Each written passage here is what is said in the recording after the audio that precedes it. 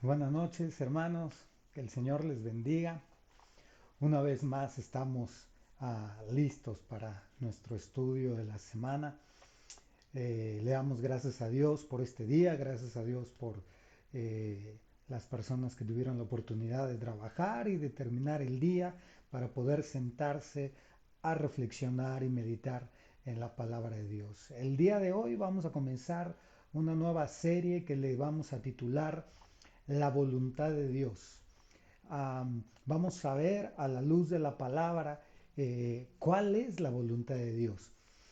Si usted recuerda, y lo vamos a ver más adelante, hay muchos textos en donde nos dice que los que hacen la voluntad de Dios van a recibir ciertas promesas. Una vez el Señor Jesús dijo que aquel que hace la voluntad de Dios es como su hermano o su madre.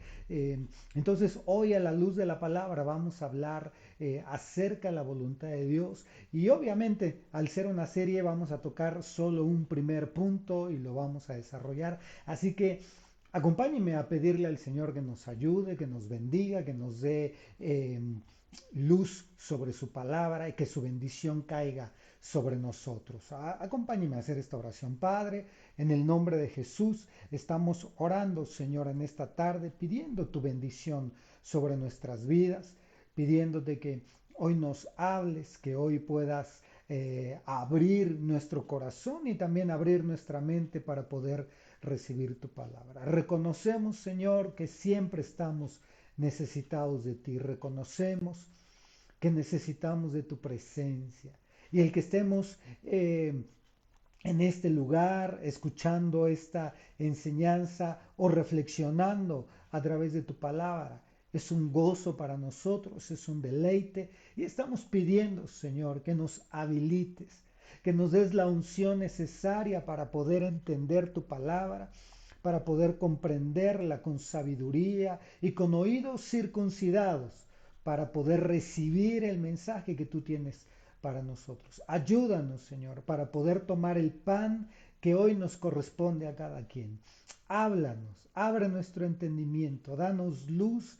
Ven, Señor, ven en medio nuestro, que tu presencia esté y que mientras estamos reflexionando en tu palabra, mientras estamos meditando en ella, tú puedas ir ministrando nuestra alma, ministrando nuestro corazón, puedas ir trayendo libertad sobre nosotros, puedas ir sanando, consolando, ayudando, Señor, a traer paz a nuestra alma, pero sobre todo, Señor, abriendo nuestro entendimiento y trayendo luz para nuestra vida.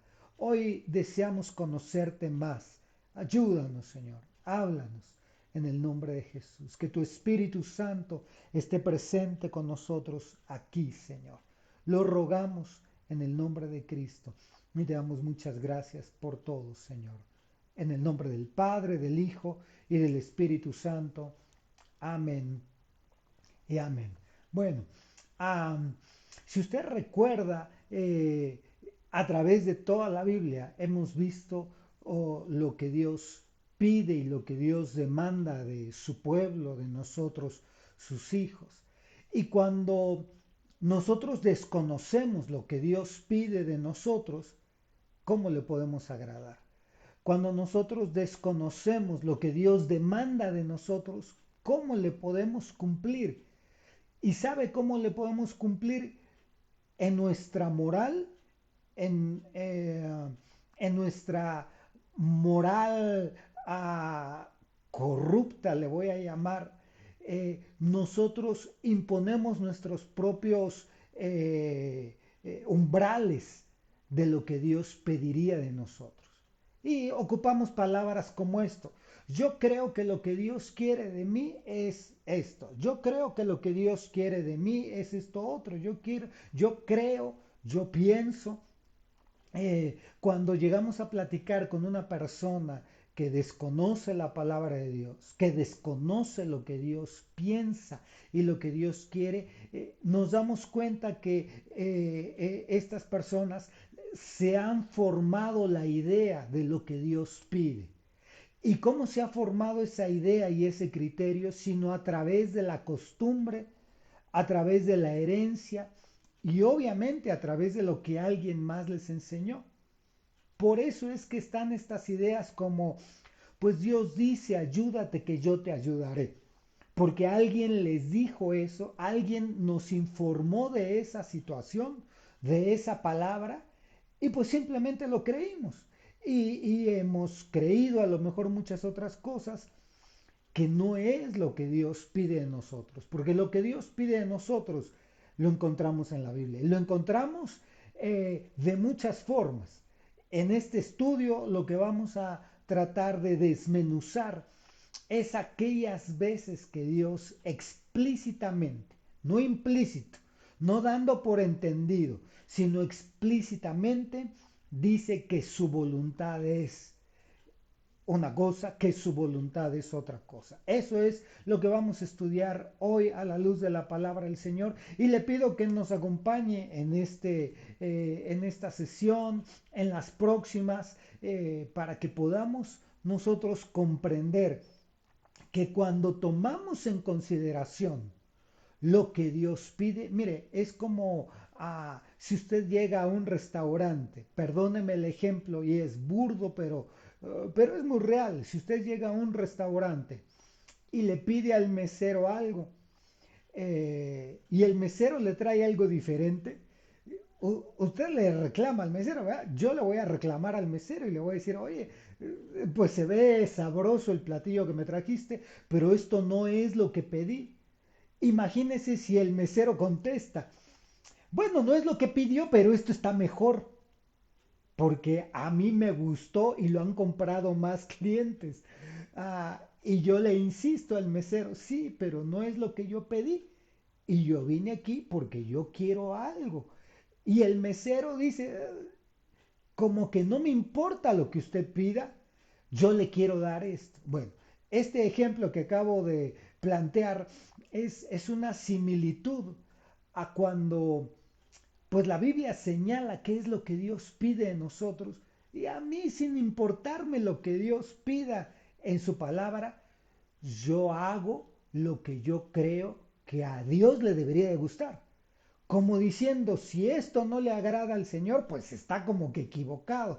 Bueno, eso es un grave error. Así que vamos a comenzar y vamos a ir viendo a la luz de la palabra de Dios. Vamos a tomarnos no mucho tiempo para ir desmenuzando y sabiendo qué es lo que Dios pide de mí. ¿Cuál es la voluntad de Dios para mí? ¿Cuál es su voluntad? ¿Qué es lo que Dios espera de mí que yo haga como su voluntad? Así que vamos a poner los versículos ahí en la pantalla. Acompáñenme, y vamos a poner el primero. Permítame un segundo. Aquí está. Así que vamos a ver el primer versículo, que es Mateo capítulo 6, versículo 10. Usted y yo conocemos este pasaje. El mundo lo ha bautizado como el Padre Nuestro. Y como mundo me refiero a, pues, a toda la gente. Y dice en el versículo 10, venga tu reino, hágase tu voluntad así en la tierra como se hace en los cielos. Ok, entonces, aquí el Señor está aclarando que nosotros queremos que Dios haga su voluntad como lo hace en los cielos, lo haga aquí en la tierra. Vemos el versículo Mateo capítulo 7, versículo 21. No todo el que me dice Señor, Señor entrará en el reino de los cielos, sino el que hace la voluntad de mi Padre que está en los cielos. Simplemente quise amarrar estos dos versículos para hacer notar que hay una voluntad del Señor en los cielos que se aplica en la tierra, pero también hay una voluntad en la tierra que no es aplicable en el cielo, pero también hay una voluntad en la tierra cuando el Señor dice, y todo lo que atéis o aceptéis en la tierra será atado y aceptado en los cielos. Entonces, hay una sincronización, pero no es una igualdad. No quiere decir que la voluntad completa del Señor que se hace en los cielos, yo no la puedo traer aquí en la tierra. Por supuesto que yo la puedo hacer aquí en la tierra, pero hay una voluntad del Señor en los cielos y hay también una voluntad de Dios para la tierra, para los terrestres. Pero este versículo nos habla que la voluntad de Dios que se hace en los cielos también se haga en la tierra. Mateo 7:21 dice que entrarán en el reino de Dios los que hacen la voluntad del Padre que está en los cielos. Bueno, no quiero entrar tanto al juego de palabras, pero entonces vamos a ver que es importante para nuestra vida conocer la voluntad de Dios. ¿Por qué? Porque el Señor Jesús dijo, ustedes van a orar así. Y fíjese que hasta ese momento, esto usted lo sabe seguramente, hasta este momento, ah, hasta el momento en que el Señor les enseña esta oración a sus discípulos, todos oraban como se oraba al Dios del antiguo pacto. Todos oraban en el nombre de Hashem, todos oraban al Eterno, todos oraban al Elohim, todos oraban a los nombres con los que Dios se había manifestado en el antiguo pacto.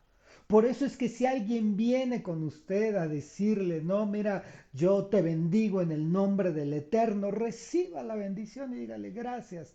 Yo te bendigo yo te bendigo en el nombre de nuestro Señor, nuestro Padre. Porque fíjese que lo que aquí el Señor estaba enseñando no era a decir vamos a orar y es mi Dios, no, sino es nuestro Dios, nuestro Padre. Entonces hace un parteaguas de cómo nos comunicamos con Dios. Y enseguida viene la petición, la aclaración. Necesitamos hacer la voluntad de Dios en nuestras vidas. Entonces, Primera de Pedro 2:15. Este es el primer ángulo que le vamos a dar a este tema. En el día de hoy, en este tema, vamos a ver Primera de Pedro 2:15 que dice, porque esta es la voluntad de Dios, que haciendo bien hagáis enmudecer la ignorancia de los hombres insensatos. Esta es la voluntad de Dios, que haciendo bien hagáis enmudecer la ignorancia de los hombres insensatos. Fíjense, entonces, la voluntad de Dios es que nosotros no callemos a los insensatos con argumentos, sino con hechos. La voluntad de Dios es que nuestras obras, las obras de los hijos de Dios, hablen tan fuerte que los ignorantes y que los insensatos tengan que enmudecer, no tengan motivo para hablar. Y ahorita vamos a desglosar a través de varios personajes en la palabra del Señor, el que aunque no tengan motivo, van a venir en contra de los argumentos de Dios, van a venir en contra de los que proclamamos el nombre del Señor, pero es muy diferente que un insensato, que un incrédulo, que una persona movida por el mal venga contra nosotros sin motivo, a que venga contra nosotros y nosotros hemos dado motivo. La voluntad de Dios, el día de hoy, lo que vamos a hacer, déjenme lo voy a apuntar aquí, es que haciendo bien, hagamos enmudecer la ignorancia de los hombres insensatos. Entonces, el día 1, la voluntad de Dios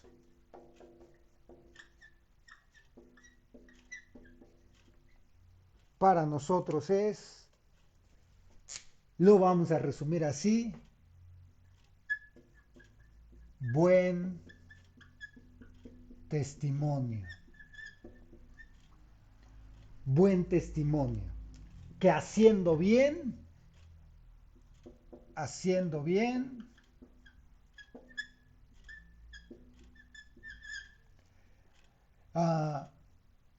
déjenme lo pongo así, haciendo bien, enmudecemos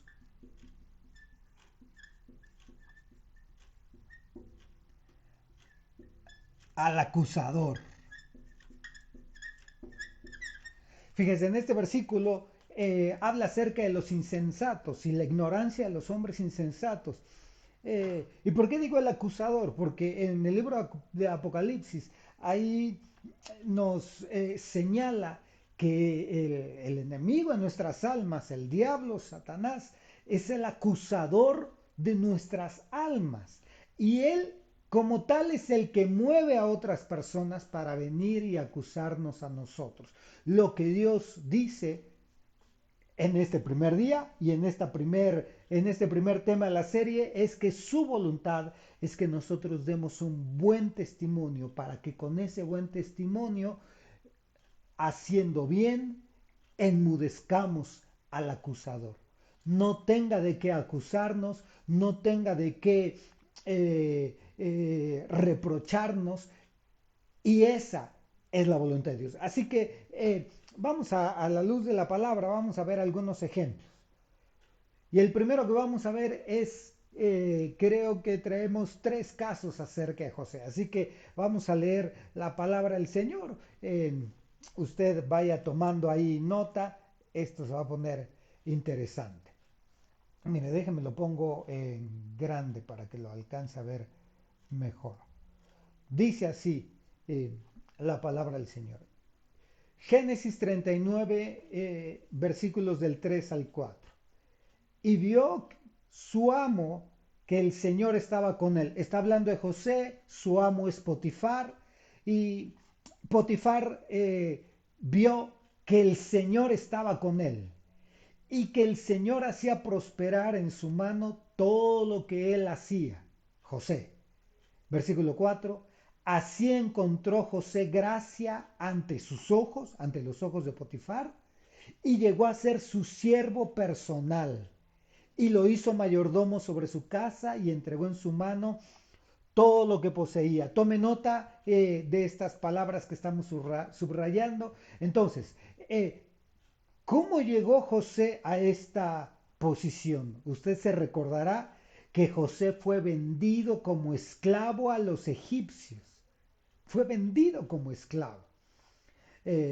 Primero fue enterrado en un pozo, o bueno, fue escondido en un pozo, y luego lo sacaron y lo vendieron como esclavo.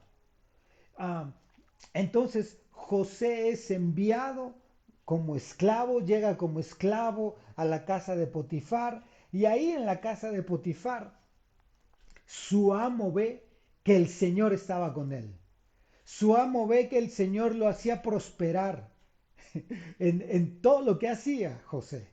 Entonces, estas dos condiciones, que el Señor estaba con él y que el Señor lo hacía prosperar, provocó que José hallara gracia ante los ojos de su amo.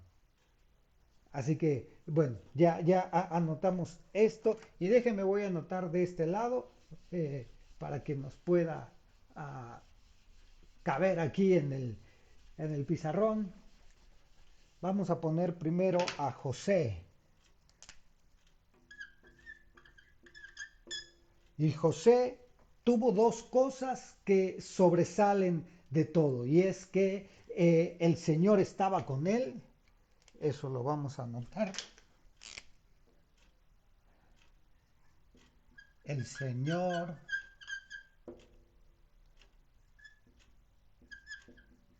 estaba con él. Y la segunda cosa fue que el Señor lo hacía prosperar. Prosperaba. Entonces, esto fue lo primero que sucedió con José. El Señor estaba con él y el Señor lo hacía prosperar en todo. Lo que provocó que José hallara gracia ante los ojos y llegó a ser el siervo personal, pero sobre todo lo hizo mayordomo sobre su casa y entregó en su mano todo lo que poseía. Ok, vamos más adelante. Siguiente versículo. Estamos hablando de José también. Capítulo 39, versículo 21 al 23, dice 21 y 22. Mas el Señor estaba con José y le extendió su misericordia. Entonces fíjese que aquí ya evolucionó lo que estaba haciendo el Señor con José. José en este versículo en este versículo estaba, aquí en esta primera parte estaba con Potifar. Y en este siguiente, ahora estaba preso en la cárcel. Entonces, el Señor estaba con él otra vez. El Señor estaba con él.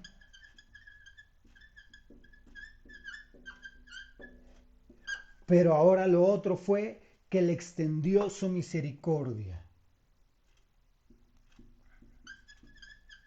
Misericordia.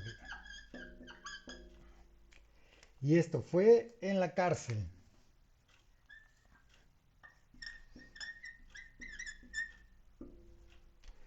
Entonces, fíjese lo que sucedió. Versículo, continúa el 21.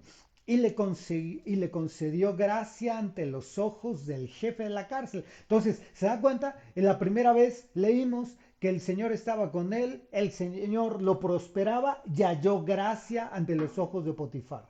Luego, ¿cómo llega José a la cárcel? Si usted recuerda, pues tiene el encuentro con la esposa de Potifar, con la mujer de Potifar, y esta mujer lo engaña y lo acusa falsamente. Entonces, ¿está usted de acuerdo que lo que estamos diciendo es que cuando el acusador sin motivo va a reprocharnos, nos levanta un falso testimonio y fíjese, en este caso José recibe una consecuencia de ese falso testimonio, pero tenía un propósito. El Señor le estaba llevando por un camino.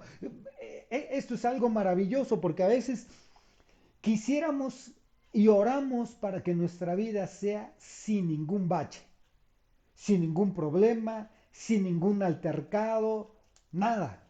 Todo sea planito, todo sea ligero, todo sea fácil.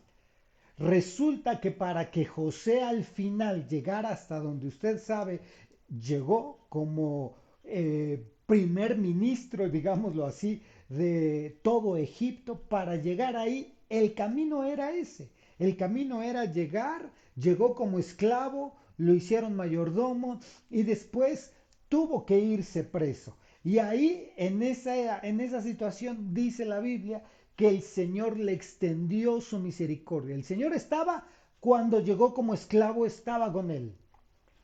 Lo llevan preso, acusándolo falsamente. El Señor sigue con José. Y después le extiende misericordia. Esto es algo maravilloso. Versículo 22 dice, y el jefe de la cárcel confió en mano de José a todos los presos que estaban en la cárcel y todo lo que allí se hacía, él era responsable. Entonces, déjeme anotar acá también que se nos pasó que Potifar lo puso sobre, para no errar, vamos a ver el versículo como decía, lo puso sobre todo lo que poseía.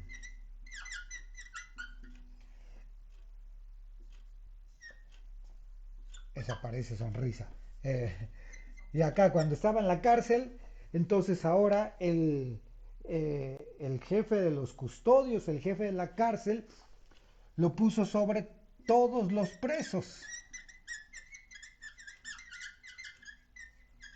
Entonces, se da cuenta que la voluntad de Dios, a ver, uno diría, es que no era la voluntad de Dios que José estuviera en la cárcel. Es que no era la voluntad de Dios que, que la mujer de Potifar lo engañara. Miren, nada más para que se alcance a ver lo que estamos apuntando ahí en el pizarrón. No era la voluntad de Dios que lo vendieran sus hermanos. No era la voluntad de Dios que llegara como esclavo a una casa en Egipto. No era la voluntad de Dios que se lo llevaran a la cárcel. No era. Y nosotros vamos armando nuestra propia concepción de lo que era la voluntad de Dios. Lo que era lo que estamos viendo como primer punto el día de hoy, lo que es la voluntad de Dios, es el buen testimonio para enmudecer al acusador. Los hermanos de José lo vendieron como esclavo y ¿sabe qué? No había motivo. No había motivo para venderlo como esclavo. A lo mejor les caía mal, pero no había ningún motivo para venderlo. Solo en aquel tiempo sí se daban las transacciones de esclavos, de servidores, de trabajadores, como hoy en día los jugadores de fútbol, ¿verdad? Es que ellos se llevan más dinero, pero pues un equipo lo vende a otro, ¿no? Así. Entonces, en aquel día eso se hacía. Para que lo pudieran vender, José necesitaba ser esclavo en la casa de Jacob. Y lo que los hermanos de José hicieron, pues estaba fuera de la ley. Entonces no tenían motivo, lo vendieron. La voluntad de Dios es que a donde fuera José, el Señor iba a estar con él. Lo vendieron a la cárcel, no había motivo, lo vendieron como esclavo, llegó a una casa como siervo y esclavo. Como no había motivo contra él, entonces José cumplió el requisito de la voluntad de Dios. Enmudece a los que te acusan, de tal suerte que entonces fue prosperado.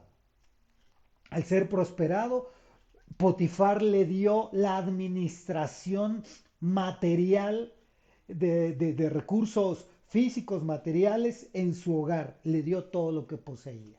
Luego, otra vuelta viene un evento en el que pues pareciera ser que o que José tenía un problema ahí, que el Señor estaba también tratando con él, o que era la vía de cómo tenía que llegar a donde el Señor lo quería mandar. O sea, no lo sé si había otra forma, pero esa forma fue la que el Señor encontró y se valió del acusador. Fíjese, el Señor Dios se valió del acusador para cumplir su propósito en la vida de José. Entonces, en la casa de Potifar, la mujer de José es el acusador falso y se cumple y lo envían a la cárcel. En la cárcel, el Señor está con José y el Señor le extiende misericordia. No quiere decir que esto ya deja de tener, sino que entonces el Señor estaba con él prosperaba, le extiende misericordia y vimos entonces que el jefe de la cárcel le da autoridad, confía en mano de José a todos los presos. Acá cuidaba cosas materiales, acá cuidaba personas, almas. Fíjese, dice la Biblia que de todo lo que allí se hacía en la cárcel, él era el responsable. Él era o sea, no entendemos esa parte, pero no entendemos los caminos del Señor cuando nos ponen ciertas situaciones. Por eso debemos de confiar, debemos de estar seguros, debemos de estar tranquilos.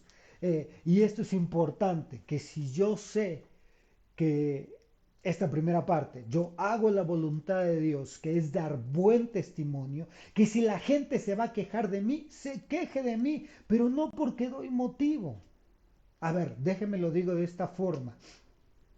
Ah, la gente se queja de mí porque yo ando gritando a los cuatro vientos que soy cristiano, que soy hijo de Dios, pero cuando me hacen algo, cuando me ofenden, reacciono de una forma agresiva, agredo con palabras religiosas, bíblicas, agredo a otras personas.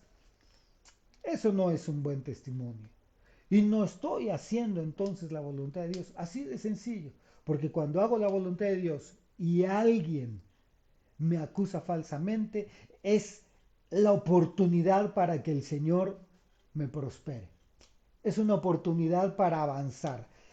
Si vuelve a suceder, bueno, no que vuelva a suceder, sino son varios tipos de situaciones.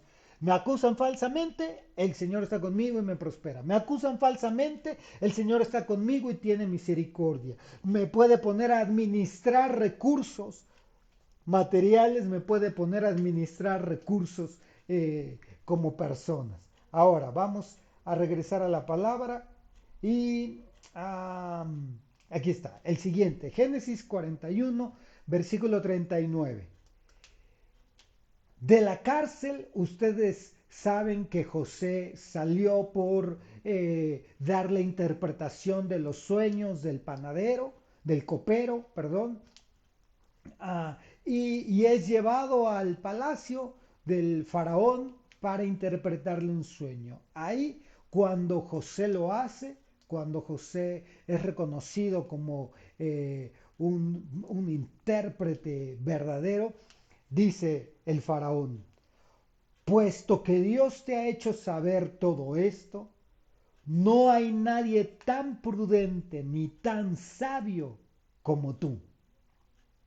Tú estarás sobre mi casa y todo mi pueblo obedecerá tus órdenes. Solamente en el trono yo seré mayor que tú. Entonces, aquí ya no nos cabe, ¿verdad? Pero ya en el faraón la conclusión fue, lo último fue que lo pusieron sobre todo el pueblo. Y para llegar a esto, para llegar a todo el pueblo, dice, dice la palabra que el faraón reconoció que era prudente y que era sabio. Entonces primero lo pusieron sobre todo lo que poseía Potifar, luego lo pusieron sobre todos los presos en la cárcel y después lo pusieron sobre todo el pueblo. La evolución de alguien acusado falsamente. Fíjese, alguien acusado falsamente y así es como evolucionó para...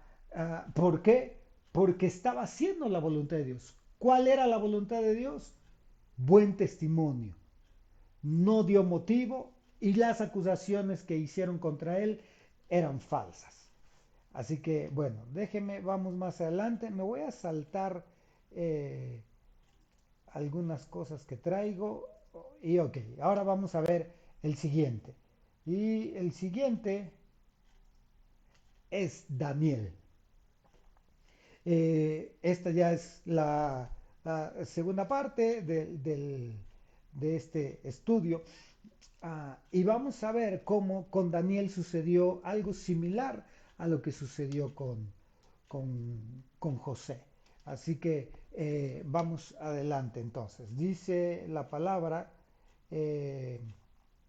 Daniel capítulo 2, verso 48.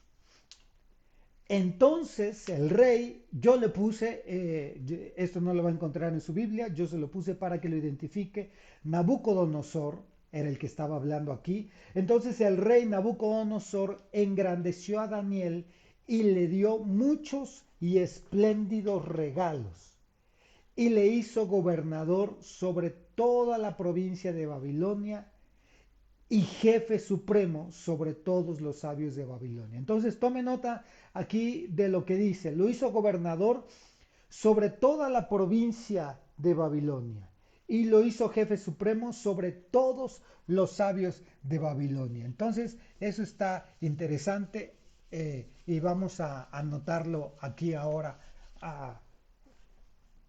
en nuestro pizarrón. Espero que haya tomado nota. Si no, puede volver a ver el video y de ahí toma nota de lo que habíamos apuntado. Entonces, ahora estamos con Daniel. Con Daniel. Y Daniel, entonces, primero, vamos a anotarlo así. Nabucodonosor. Nabucodonosor lo que hace es que lo hace gobernador sobre toda, lo ponen sobre toda la provincia.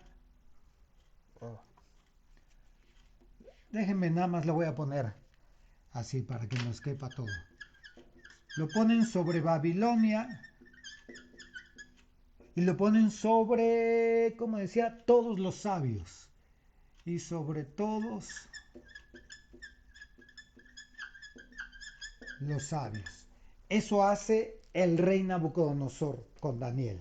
Entonces, eh, lo que ahora traemos es un recuento de lo que sucede con los reyes en Nabucodonosor. Que diga, y Daniel. Daniel capítulo 5 versículos 13 al 14. Entonces Daniel fue traído ante el rey. El rey, ahora estamos hablando, este era, algunos historiadores dicen que era el nieto de Nabucodonosor, o más bien el hijo de Nabucodonosor y el nieto de Nabopolazar. Pero bueno, a nosotros nos interesa que es como otra etapa de administración. El rey habló y dijo a Daniel: ¿eres tú aquel Daniel de los deportados de Judá? O sea, no lo conocía. Que el rey mi padre trajo de Judá, o sea, Nabucodonosor. He oído de ti que el espíritu de los dioses está en ti y que luz, inteligencia y extraordinaria sabiduría se hallan en ti.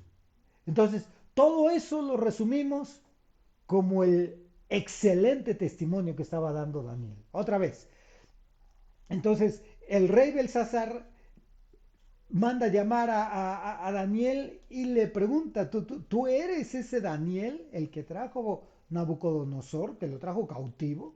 Y porque he oído de ti que el espíritu de los dioses está en ti. Acuérdese, no quiere decir, y esto es importante, o sea, aquí tenemos que interpretar la palabra de Dios, porque luego a veces las personas creen que porque la Biblia dice algo, todo es así como lo dice. Y pues no, aquí está hablando el rey de Babilonia, el rey Belsasar. Este todavía era el rey de Babilonia. Y él así conocía al Dios de los judíos.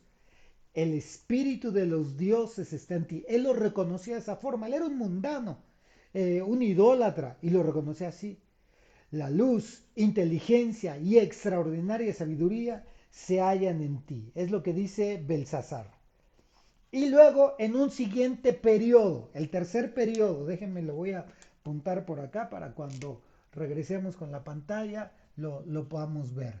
Entonces dijimos que era Belsasar. Y fíjese qué curioso. El hijo de Nabucodonosor se llamaba Belsasar. Belsasar. Y a Daniel, cuando Nabucodonosor lo trae a Babilonia, le cambia el nombre por Beltsasar, como si lo quisieran como un hijo, ¿eh? Pero bueno, entonces estamos con Darío, Nabucodonosor, Belsasar y ahora Darío. Y ahora aquí con Darío dice: le pareció bien a Darío constituir sobre el reino 120 sátrapas que gobernaran en todo el reino, y sobre ellos 3 funcionarios, uno de los cuales era Daniel, a quienes estos sátrapas rindieran cuenta para que el reino fuera perjudicado. Es decir, que sobre todo los gobernadores que había en el imperio de Babilonia, 120 que gobernaban en su reino, arriba de ellos había como tres jefes. Y uno de ellos tres era Daniel. Y dice Daniel capítulo 6 versículo 3: pero este mismo Daniel sobresalía entre los funcionarios y sátrapas porque había en él un espíritu extraordinario. Déjenme, voy a ir anotando. Un espíritu extraordinario.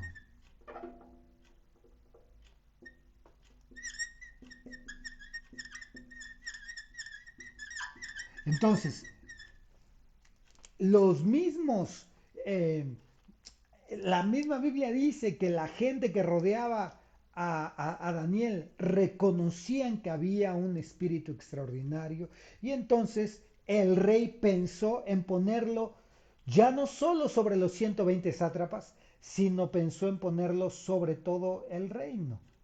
Eh, entonces, bueno, vamos más adelante. Ah, vamos a leer este versículo, es largo, déjenme lo pongo así. Daniel 6, versículo 4. Entonces, aquí comienza la historia. Entonces los funcionarios y sátrapas buscaron un motivo para acusar a Daniel con respecto a los asuntos del reino, pero no pudieron encontrar ningún motivo de acusación ni evidencia alguna de corrupción, por cuanto él era fiel y ninguna negligencia ni corrupción podía hallarse en él. Entonces, fíjese, no encontraron motivo de acusación, no encontraron evidencia de corrupción, no encontraron negligencia, ni motivo, ni corrupción, ni negligencia, porque él era fiel. Esto se empieza a poner interesante. Entonces, acuérdese, la voluntad de Dios que hoy estamos viendo, ¿cuál es? Buen testimonio. Que no tengan motivo para acusarme falsamente. Esa es la voluntad de Dios. Ahora en el caso de Daniel, lo que estamos viendo es que el Señor lo pone en eminencia, lo levanta y lo levanta a través de tres distintas gestiones de reyes en Babilonia. Fíjese qué curioso es esto. Nabucodonosor, su hijo Belsasar, y ellos eran babilonios, ¿no? Después llegan, lo hemos platicado anteriormente, después llegan los persas y los persas conquistan Babilonia. Darío era el rey persa. Entonces Daniel estuvo en eminencia, Daniel estuvo reservado para el palacio del rey.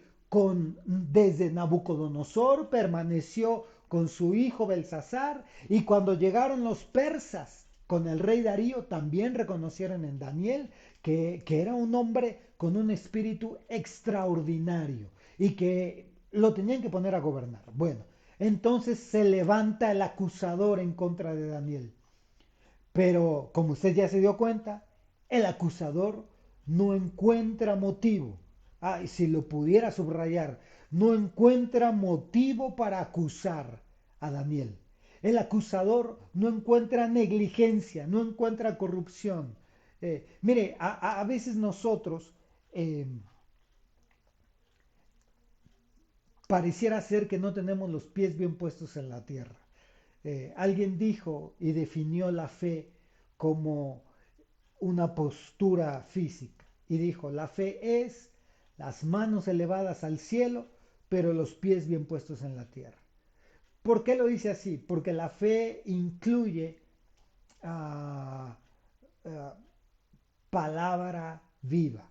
La fe debe de incluir lo que Dios dice en su palabra sobre nosotros, no solo lo que yo creo que debe ser. Entonces, puede ser que yo esté viviendo de cierta forma, pero simplemente digo, pero Dios tiene misericordia y Dios me va a ayudar. ¿Por qué? Porque ya le pedí que me ayude. A ver, fíjese que hace muchos años recuerdo que, eh, bueno, hicimos algún negocio con un hermano en la iglesia. Eh, y este hermano era el que me traía equipos de tecnología, de cómputo, y yo hicimos como una sociedad, no por escrito, ¿no? Y yo vendía todos esos equipos. Y en teoría él me daba los precios que nos habían facturado y todo eso, pero nunca me dio las facturas hasta que llegó un momento en que ya no podíamos, en el tema fiscal, ya no podíamos continuar si él no me daba esas facturas que necesitábamos presentar de gastos que habíamos hecho y para comprobar que esos equipos eran nuestros y que los vendimos de forma correcta. El día que por fin me presenta las facturas, él sabía que había estado haciendo mal. Él sabía que me había estado dando información falsa y que había aprovechado esa información para obtener una ganancia de ello. Pero entonces cuando me entrega esa información, él me dice, mira, yo sé que pues no coinciden ciertas cosas, pero lo que Dios ponga en tu corazón, eso haz. Lo que Dios ponga en tu corazón. Este hombre era un servidor en una iglesia y yo dije, ¿cómo que lo que Dios ponga en mi corazón? Sí, lo que Dios ponga en tu corazón. Como diciendo, tú me vas a querer castigar, pero Dios que es misericordioso y está conmigo, no va a dejar que hagas algo, etcétera, ¿no? A veces nosotros queremos tomar la actitud de Daniel sin el testimonio de Daniel. Porque ahorita vamos a ver el tema del foso de los leones. Este es el contexto. Ya estamos a punto de concluir. Pero entonces no había motivo de acusación contra Daniel. Y eso es lo que lo llevó a lo que sigue. Entonces, déjeme avanzar. Dice, versículo 5.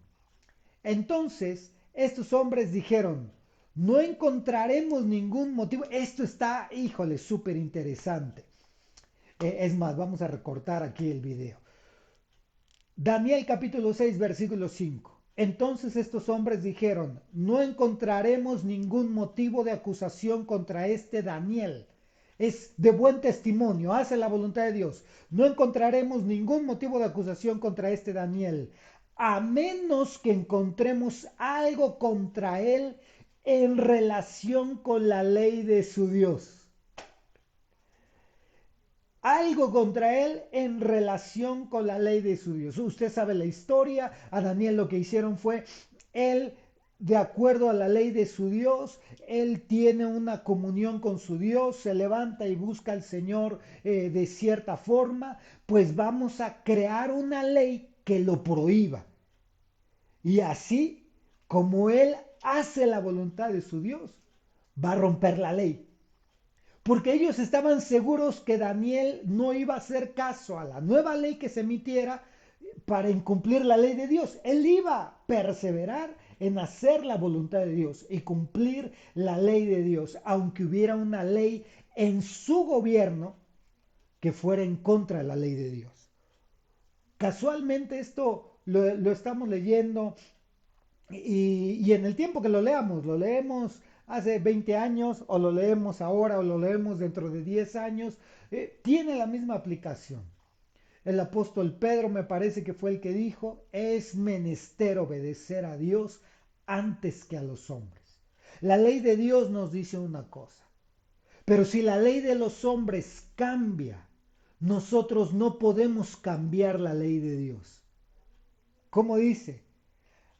A menos que encontremos algo contra él en relación con la ley de su Dios. Mire, hermano, si el acusador encuentra un motivo para acusarnos en relación a la ley de Dios, aunque sea una acusación cierta delante de Dios, es una acusación falsa. Lo vamos a ver ahorita más adelante. Pero lo que debemos de tener claro es, si la ley de la tierra, si el gobierno de nuestro país, si la ley de los hombres cambia y va en contra de la palabra de Dios, va en contra de la ley de Dios, el Señor respalda a su pueblo y nosotros no tenemos por qué dejar de cumplir la ley de Dios. No tenemos por qué hacerlo.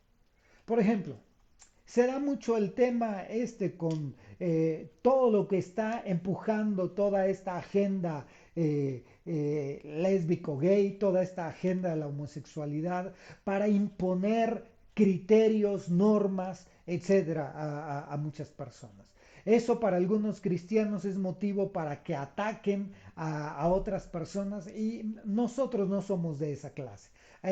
La Biblia nos mandó llamar a que dando buen testimonio, la Biblia nos manda a llamar a que dando buen testimonio los demás no tengan motivo para acusarnos. Pero si la ley cambia y la ley dice que estamos obligados, por ejemplo, que en una iglesia cristiana estamos obligados a bendecir una unión que Dios prohíbe en su palabra, a darle lugar en el servicio a una persona que Dios no permite en su palabra. Mire, la Biblia es tan clara, Dios no permite ni que el adúltero, ni que fornicario esté ministrando en el servicio a Dios. La Biblia no lo permite. Y si nosotros lo permitimos por un beneficio, ya sea por un beneficio económico, porque es una persona que, ah, pues que tiene mucho dinero y nos puede compartir de ese dinero y por eso le damos chance para que sirva dentro de la iglesia, ya hay corrupción en nosotros. Pero tanto de esa forma como de la otra, si nosotros vulneramos la ley de Dios, porque la ley de los hombres ya se hizo contraria a la ley de Dios, entonces sí van a tener motivo de acusarnos falsamente después. Pero si yo antepongo la ley de Dios antes que la ley de los hombres, aunque me acusen, va a ser falso. Y vamos a ver por qué. Espero no haberle confundido, pero vamos a ver. Versículo 10. Cuando Daniel supo que había sido firmado un documento que salió en el diario oficial de la Federación, la ley, promulgada la ley, entró en su casa, en su aposento superior tenía ventanas abiertas en dirección a Jerusalén. O sea, no se fue a meter al cuarto en donde no lo vieran. No fue a decir, aquí no creemos en estas cosas. Y si dicen por allá que no hagamos esto, nosotros lo vamos a hacer, pero así escondidas. No, entró en su casa, en su aposento superior donde todo el mundo lo podía ver. Y como lo solía hacer antes, continuó arrodillándose 3 veces al día, orando y dando gracias delante de su Dios. Fíjense que esto es muy diferente a que nosotros querramos tener motivo para agredir a otras personas. Por ejemplo, hay muchos grupos, y más ahora que se les ha dado voz a cualquier persona en las redes sociales, que eso ha sido un gran error de esta sociedad, de esta humanidad. Pero pues hoy la gente opina de lo que no entiende, habla de lo que no sabe y en fin, todos opinando y todos hablando y opinan de una cosa por un lado y opinan lo contrario en otro lado.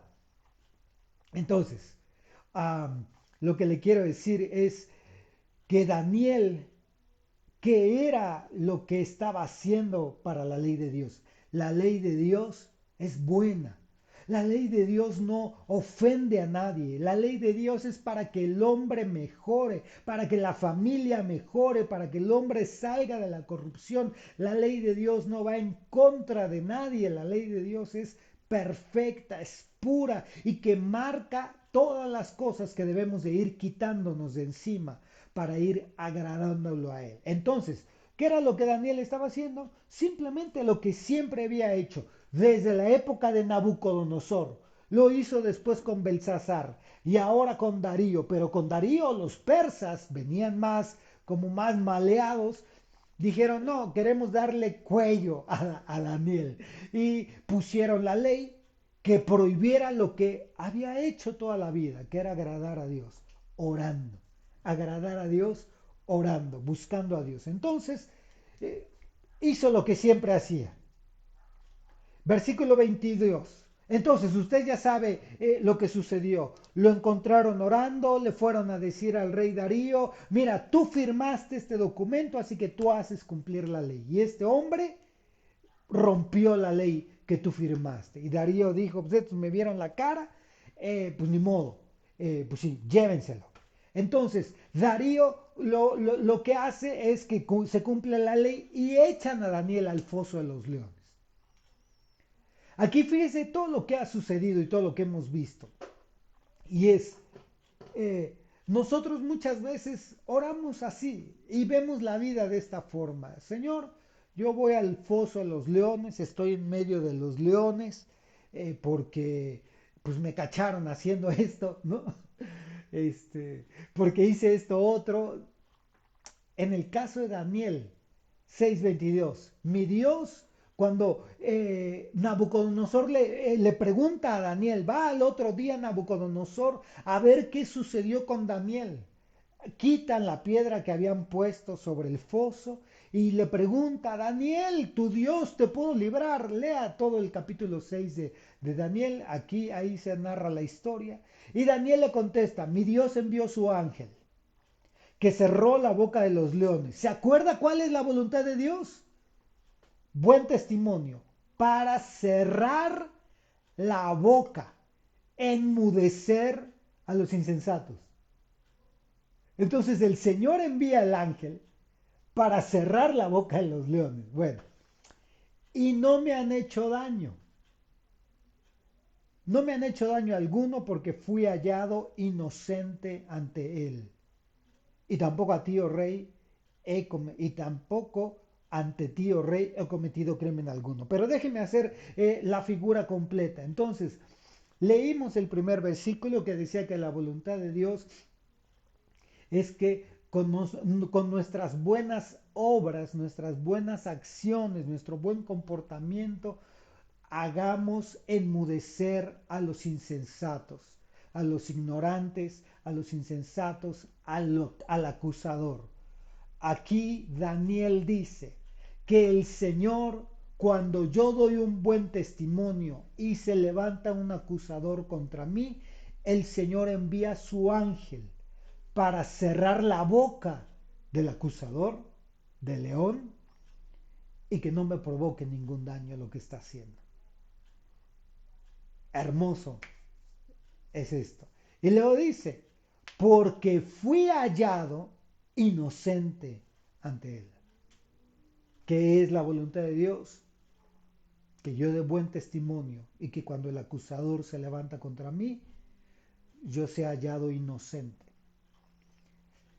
Ahorita vamos a ver algo de esto, bien importante.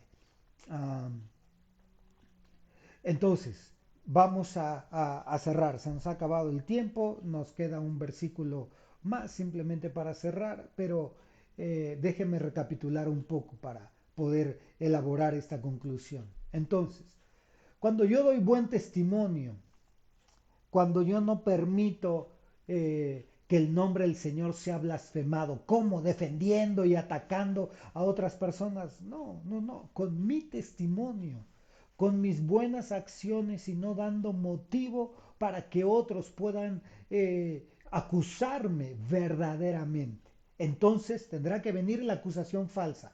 Y la acusación falsa radica en dos situaciones. Déjenme, se lo platico aquí de frente. Entonces, la acusación falsa radica en dos cosas. Una, en que digan mentiras sobre mí, en que engañen, mientan, en que digan algo totalmente falso sobre mí. Acuérdense, son dos cosas. La primera es el que digan una mentira, el que sea falso lo que estén hablando de mí. Y la segunda es una acusación falsa. Fíjese qué interesante esto. Es cuando me acusen por hacer algo que es en contra de la ley de los hombres, pero en la ley de Dios está permitido y se me exige en la ley de Dios. Una vez más, la segunda cosa, el segundo tipo de acusación falsa es que yo por cumplir la ley de Dios, que la ley de Dios es buena, es perfecta, ayuda a la humanidad, ayuda a todas las personas, la ley de Dios es maravillosa, no le hace daño a nadie, sino al contrario, hace progresar a la sociedad, a la familia. Entonces, el segundo tipo de acusación falsa es que yo haciendo la voluntad de Dios se me acuse de transgredir la voluntad de los hombres. Esa delante del Señor es una acusación falsa, porque delante de Dios solo aplica su ley. Y si la ley de los hombres es contraria a la ley de Dios, la ley de Dios queda por encima. Si la ley de los hombres no es contraria a la ley de Dios, entonces hay que aplicar la ley de los hombres. Por ejemplo, la Biblia no dice acerca de el reglamento de tránsito y me pueden llevar aún a detenido y hacerme pagar por haber violado la ley de tránsito, y es por haberme pasado un semáforo, haber chocado y haberle producido una herida a otra persona. Eso es lo que hace la ley de los hombres, es las leyes de tránsito, es que me lleven detenido por haber causado alguna lesión a alguna otra persona. Y yo estando ahí puedo decir, Señor, yo como Daniel en medio del foso de los leones, soy inocente. No, espéreme, no es inocente porque se pasó un alto, transgredió la ley de los hombres, pero esa ley de los hombres no es contraria a la ley de Dios. Al contrario, es parte de la ley de Dios. Porque ahí se cumple que las autoridades fueron puestas por Dios. Pero cuando una ley de los hombres es contraria a la voluntad de Dios, a la ley de Dios, entonces ya no estamos sujetos a cumplir esa ley, sino solo a cumplir la ley de Dios. Y si se nos acusa por eso, delante del Señor, eso es una acusación falsa. Pero se recuerda cómo dice la palabra. Leímos Daniel 6:22, y no me han hecho daño alguno porque fui hallado inocente ante él. Ante el Señor fui hallado inocente. Ok, ahora déjeme tocar otro aspecto, ya para cerrar. Me quedan 2 minutos. Eh, una cosa es el cristiano redimido. El cristiano que ha sido redimido debe de hacer la voluntad de Dios. Y la voluntad de Dios es que yo dé buen testimonio, es que yo agrade al Señor dando buen testimonio para enmudecer al acusador. Pero la Biblia dice que pues todos seguimos pecando y que si pecamos, abogado tenemos para con el Padre. Entonces, ¿cuándo vamos a ser hallados inocentes delante de Él? Cuando realmente somos culpables. Escúcheme cómo se lo voy a decir. Cuando yo soy hallado culpable, se presenta uno mayor que es inocente, que no ha pecado, que sí ha hecho la voluntad de Dios y dice, sobre él no sea su culpa, sino sea sobre mí. Su nombre es Jesucristo. Él se hizo pecado por nosotros. Él se hizo maldito por nosotros. Y toda la falta de inocencia, toda la culpa que nosotros deberíamos de tener fue depositada sobre nuestro amado Cristo. Y por Él, usted y yo somos hallados inocentes delante de Dios. Entonces, lo que provoca al final de todo,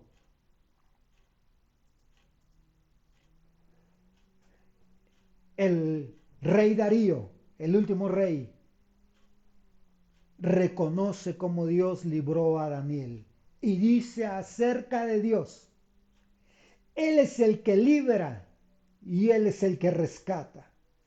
Hace señales y maravillas en el cielo y en la tierra. El que ha librado a Daniel del poder de los leones, y este mismo Daniel prosperó durante el reinado de Darío y durante el reinado de Ciro el persa. Un reino más, un reino más. Entonces, y fíjese, son cuatro números de equilibrio. Daniel atravesó el reino de Nabucodonosor, el reino de Belsasar, el reino de Darío y el reino de Ciro. Pero ya nos vamos a quedar ahí. Dios es el que libra y el que rescata. Dios es el que hace señales y maravillas y las hace en los cielos y las hace en la tierra. Y ese mismo Dios es el que nos libra del poder de los leones. Hermano, amada hermana, amado amigo que nos escucha, si usted no es inocente y los cargos que se le imputan son ciertos, necesitamos a Cristo. Cristo es el que se hizo culpable por nosotros. ¿Sabe qué? Cristo es el que cayó en el foso de los leones. ¿Sabe qué? Cristo es el que cae junto con nosotros en el foso de los leones. Y si a alguien se tienen que comer los leones, lo hacen con él. Porque Él es el que lleva todo el castigo y el pecado de nosotros. ¿Para qué? Para que ahora nosotros podamos hacer la voluntad de Dios. Hermanos, si pecamos y un día no lo hacemos, Cristo es nuestro Daniel. Cristo es el que se pone enfrente de los leones y dice, si los leones tienen que castigar a alguien, que sea a mí. Pero la Biblia dice que el que ha pecado, que se levante, que confiese su pecado y que se aparte. Ya no debemos ser hallados culpables. La voluntad de Dios para nosotros, para su pueblo, en esta primera fase que estamos viendo es buen testimonio, que no haya motivo para que el acusador venga en contra de nosotros. Amén y amén. Acompáñeme a hacer una breve oración. Padre, en el nombre de Jesús, gracias te damos porque entendemos, Señor, que nosotros debemos de hacer tu voluntad y que si en algún momento somos hallados culpables, tenemos a un intercesor, a un abogado, a alguien que se pone entre los leones y nosotros. Y Él recibió el castigo por nosotros.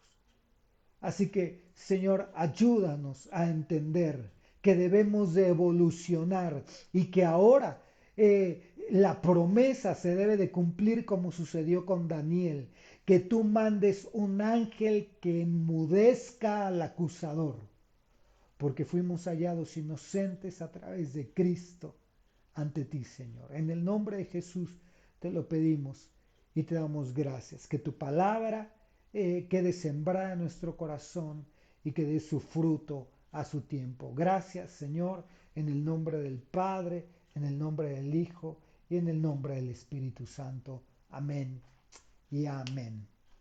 Lo esperamos en nuestro siguiente estudio. Que el Señor le bendiga.